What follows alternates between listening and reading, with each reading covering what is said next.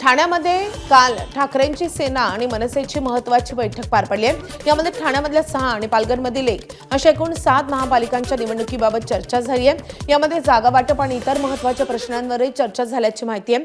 या बैठकीला ठाकरेंच्या सेनेचे नेते विनायक राऊत, राजन विचारे, विलास पोतनीस तर मनसेकडून अविनाश जाधव, अभिजित पानसरे आणि राजू पाटील उपस्थित होते।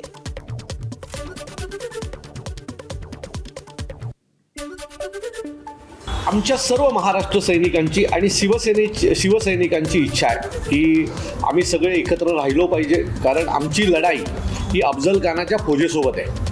त्याच्यामुळे सर्वच महाराष्ट्र सैनिक शिवसैनिकांची इच्छा आहे आम्ही सगळे एकत्र राहिलो पाहिजे।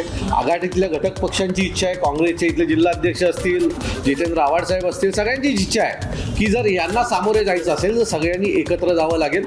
पण याच्या बाबतीतला जो पूर्ण निर्णय तो सन्माननीय राजसाहेब उद्धवसाहेब घेतील आणि जो काही खाली आदेश येईल त्या पद्धतीने आमच्याकडनं त्याची अंमलबजावणी होईल।